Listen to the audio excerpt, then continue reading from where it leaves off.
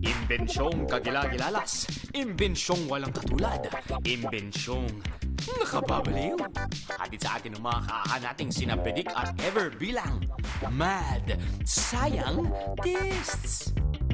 So, nangyari na ba sa inyo na yung marker or yung pen nasulatan or accidentally nalagyan nyo yung pader or yung mesa or yung bag nyo or kahit anong gamit nyo tapos hindi nyo mabubura? Diba?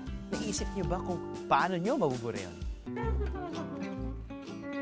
Heart, heart, heart, heart, heart.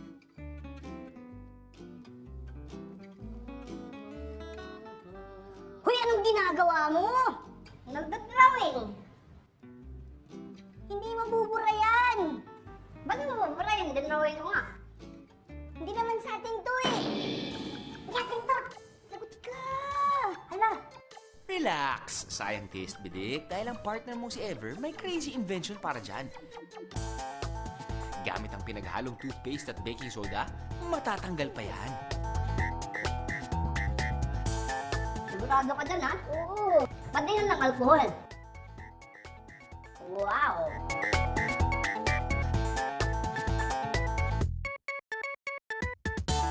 Ayos, di ba?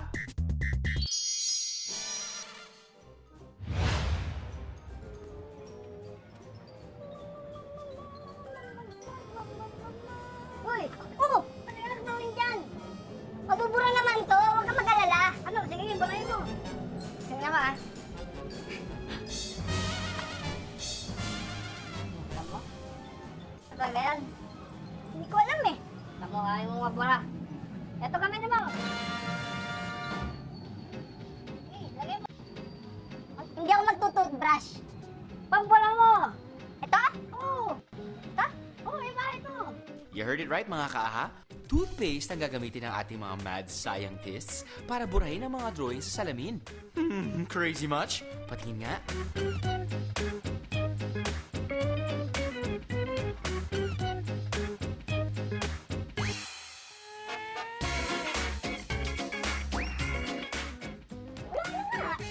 Aba naman, ang galing ng crazy invention na yan, oh. Ang toothpaste kasi, merong at least 50% abrasives o yung mga insoluble particles na nakakaalis ng mga mancha. At kumbaga sa mga panlinis, ang abrasives na to ang nagbibigay ng polishing action. Hindi na sa ating mga ngipin, kundi sa ibang mga mancha at markings din. Ayos, di ba?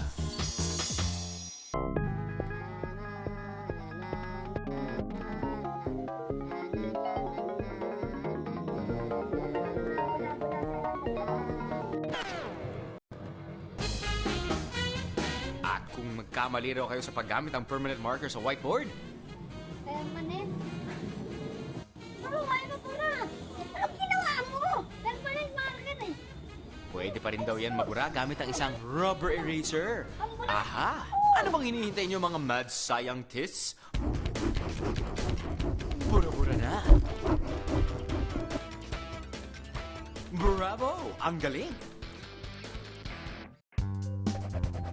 Kung originally daw ay para sa paper marking sa mga eraser, unti-unti na na-enhance pa raw ang mga rubber erasers na to. At dahil sa surface ng whiteboard at ng rubber eraser na nagkukos ng friction, nagiging posible na matanggal ang permanent markings dito. Medyo mas matagal nga lang daw ang prosesong ito talaga.